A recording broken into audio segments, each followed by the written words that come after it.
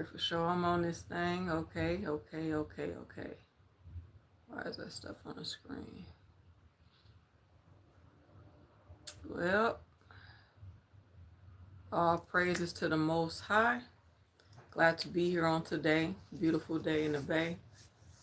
Beautiful and sunny. I'm feeling great today. I hope everyone else is feeling great as well.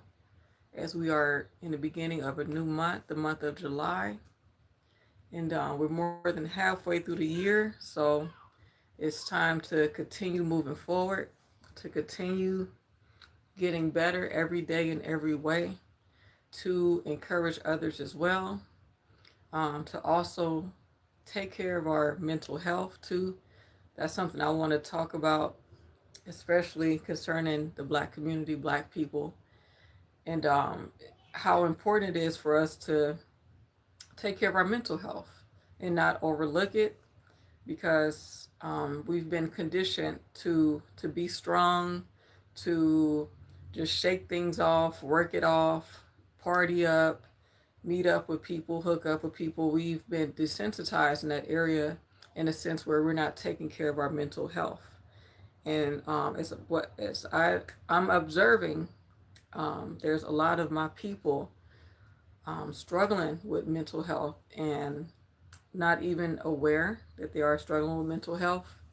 Again, because of the fact that we've been conditioned to be strong. And being strong, people will be like, overlooking things. That's not strength. That's not real strength. Real strength is actually acknowledging that there is a situation, that there is a problem, that there is a need for healing. That is strength. There is a need for help. There's a need for prayer. There's a need for therapy. There's a need for community, and a need to be honest with ourselves, most importantly, because I know what it feels like to struggle with mental health. And so that's important for my people. That's been on my heart to talk about, due to the fact that mental health is a major problem within the Black community, for sure. I can only speak for what I observe in my people concerning mental health, because it's something that needs to be addressed at all times, and that people need to understand that there are resources out there for everyone, to get that help that they need, to get that support that they need. Because when we're struggling through mental health, we may become embarrassed, ashamed. We don't want people to look at us like we're crazy. And so we tend to shut down. We become desensitized in a way where it's like, you know what, I'm going to get through this as long as I'm working, as long as I got this income, as long as I'm going on these vacations. We feel like we could just mask our emotions and that we don't need any help. But at the end of the day, there are some times where we will need help. We do need to reach out for help in community. And some people will just dance away their troubles, blast music. I've done these things. That's how I'm able to talk about it, because I ignored. Hello there. What's up, Pearl? I used to ignore my mental health. I had major issues. I had anxiety, depression, and my outlet was drinking, was smoking, was hooking up, was going to the clubs, the strip clubs, you name it, gambling. I've done all those things to mask the pain.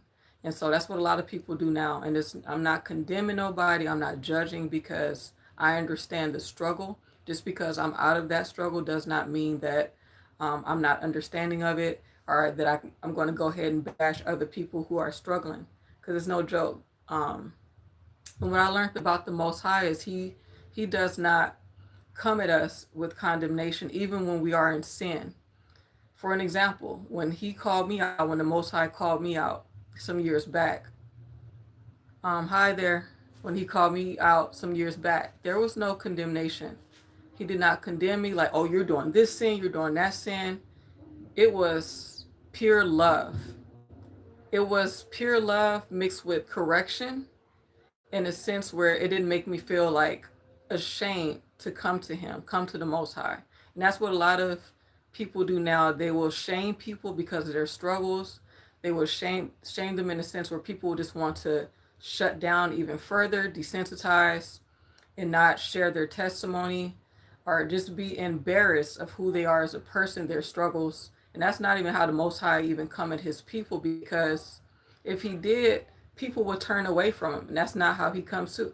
That's how most of us were saved, right? We're truly saved. He came to us with that love, with that firmness, all wrapped in one. So it wasn't like pointing fingers at us. It could have been some wrath involved, but how he comes at us is with pure love, with pure embracing, to where we want to run in the arms of the Most High Yahweh. So yeah, I'm very soft in that area when it comes to that. I learned, like, nah, it's not about condemnation. It's not about judging or pointing fingers at people just because someone is struggling. If you're really walking with the Most High, you're going to struggle. And if you're not struggling, let me know what you on, what you doing to not struggle, to not live in the flesh. What you on? Because that's not what the words say, and that's not our experiences. You know, true believers, our experiences is struggle. It is spiritual warfare. It is at times feeling like inadequate in this walk. It is a time where we want to give up due to different trials and tribulations. And I'm not speaking for everybody, but majority of us could attest to that fact that walking with the Most High is not easy. Why? Because we have to pick up our cross. We have to deny our flesh. We have to live contrary to what we thought is the right way to live. So it's important. Like I said, I have a soft spot for people who are struggling, because I still struggle myself with different things. You know what I'm saying? I still struggle with a lot of things. And so we don't know those struggles until we're tempted with something, or it's something that's right in front of our faces. And so some people might be like, oh, I ain't going through nothing. I'm good. I'm good. Like, good at what? You know what I'm saying? Like, again, what you want to be so good. But ain't none of us good but the Most High. And so I'm very humbled to know that and to understand that, because when I first became in the faith, like, I used to do that stuff too. I used to condemn people. I used to condemn people to hell, like, oh, you going to hell because you doing it. And it's like, man, just 5 minutes ago, I was on the same thing. So it's like I was a hypocrite, right? Because I'm condemning somebody for things I've done. It doesn't matter if I didn't do it or not. It's still hate. It still pushes people away from the Most High, because that's what a lot of people do. They don't understand, like, what you say and how you come at people will either push them closer to the Most High, or it can push them away, straight up. So there's no in between in that. So how we present ourselves to people, doesn't matter if they are living in sin or whatnot. We are called to be a light in darkness. So some people get saved and they act like they ain't been through nothing, like they ain't been through the trenches, like they haven't been through the fire, like they haven't been living in sin. Some people still think like, oh, I'm just because I'm saved now, like I'm clean. Nah, you not. You still, your righteousness is still as filthy rags. So it's like we have to look back and realize, just what the Most High have taken us out of. It's not to be in a place where we just like we're better than anybody else, or whatever, because like things I thought that I was healed from or delivered from, I still struggle with. You know what I'm saying? I still struggle with it. Why? Because I'm human. And why? Because I'm still on this earth like everybody else. You know what I'm saying? So a lot of people like to become big headed, if you will, big headed, and not understanding that I don't even know how to respond on here. Not understanding that it's a war out here. It's a war. Like my shirt say, my sister got me this shirt. It says Prayer Warrior. It says Prayer Warrior, y'all. I love this shirt. And it's funny, it's interesting. I started wearing this shirt even more on days I didn't feel like praying, because things could get so tough. Like spiritual warfare could get you so bottled in your emotions and stuff to where you don't want to pray. And I can recall my sister just got me this shirt not long ago. Just putting on this shirt, like Prayer Warrior, like this is how my sister look at me. This is how I look at myself as well, because I know the importance of prayer. All right, hold on, y'all. Hold on.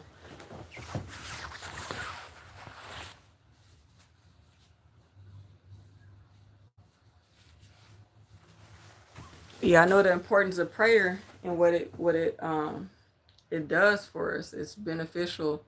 It drowns out our fears, our worries, our doubts. It brings us in a place of contentment.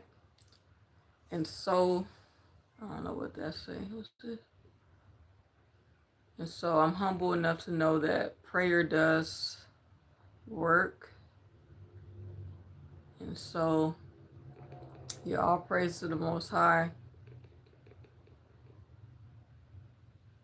Yeah, there be some weirdos on this thing, man. Some weirdos. What y'all gotta understand about me is like I'm not on no weird stuff like a lot of y'all on here.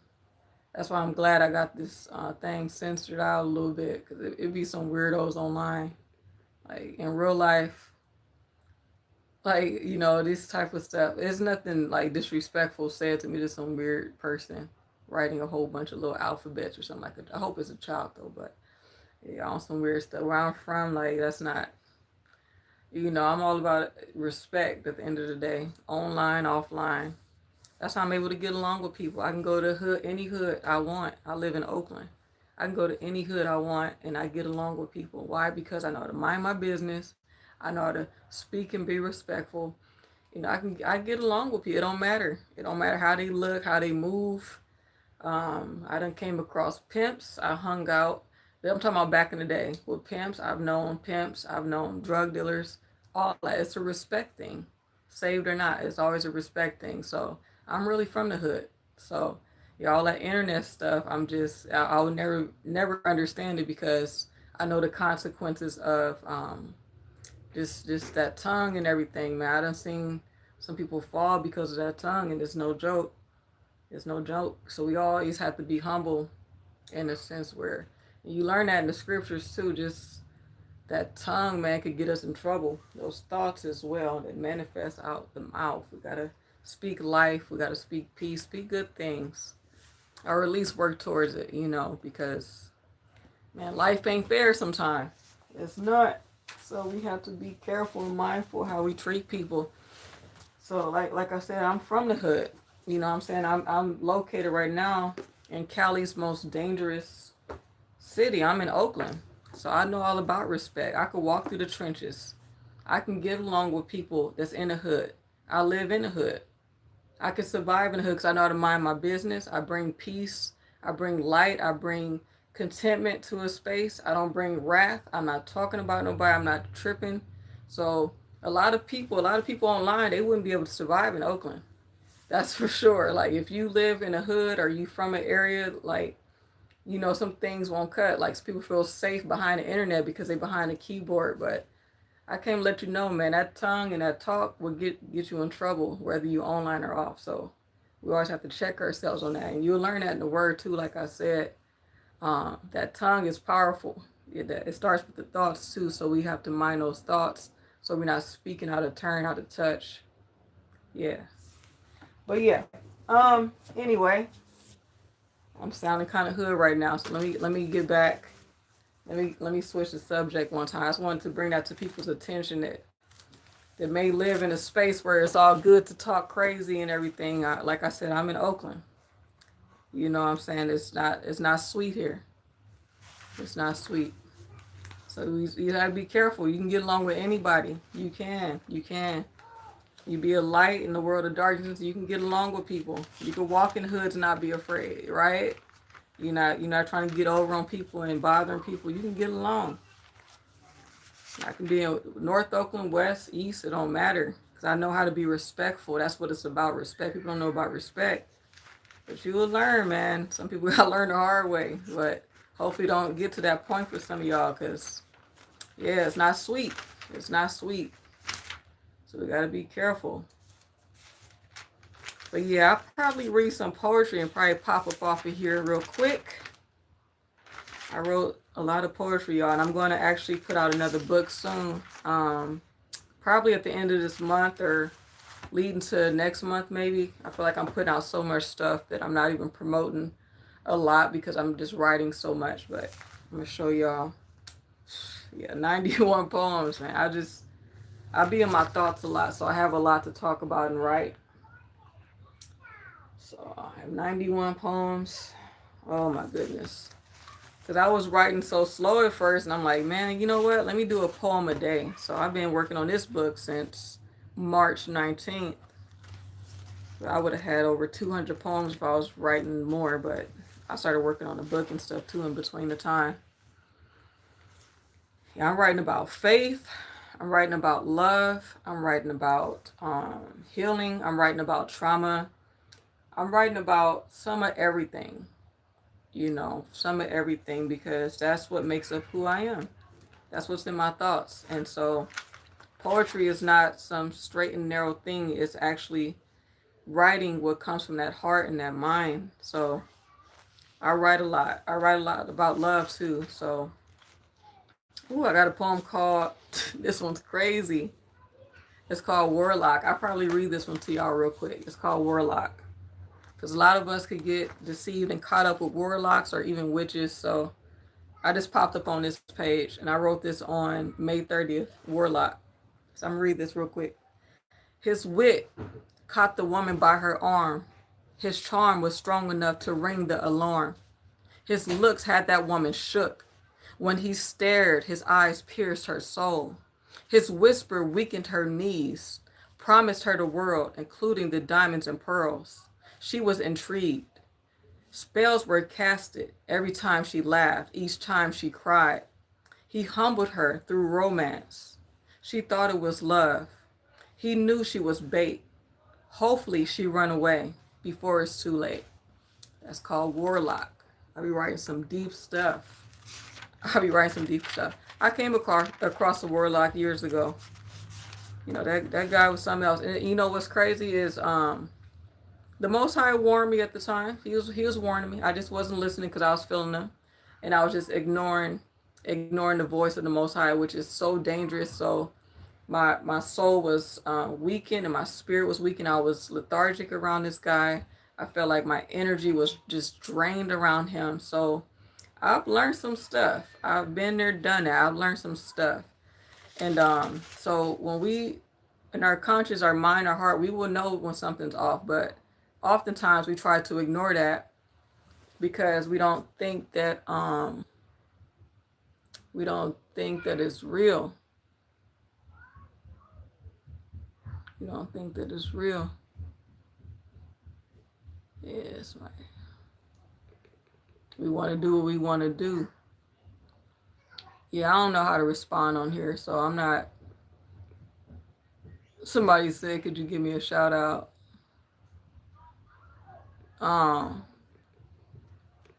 Yeah, I'm going to read Witch, and I'm going to pop up off of here. It's my poem called Witch. I just read to y'all Warlock, but here's Witch. She grinned that pretty grin, persuaded a righteous man to live in sin. Butter hit him up with her smooth talk and her enticing walk. Took all he had, waiting for the pension. Never once mentioned love, 'cause it was an affair. Poor man looked pitiful. You could see it in his glare. That wicked woman didn't care, as she dared anyone to interfere. Ready and willing to cast a spell, levitating, getting by. He can't believe what he's seeing. He woke up from a nightmare, but this is his reality. Entangled with a witch he can't ditch. That's my poem called Witch. And a lot of guys probably messing with some witches right now and don't know. We can be enticed easily. We can be caught off guard easily. But yeah, I'm going to hop up off of this live. And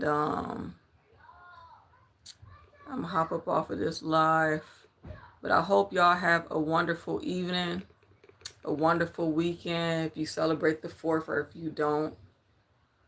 But just have a wonderful weekend. And I'm going to log off of here. All right, y'all.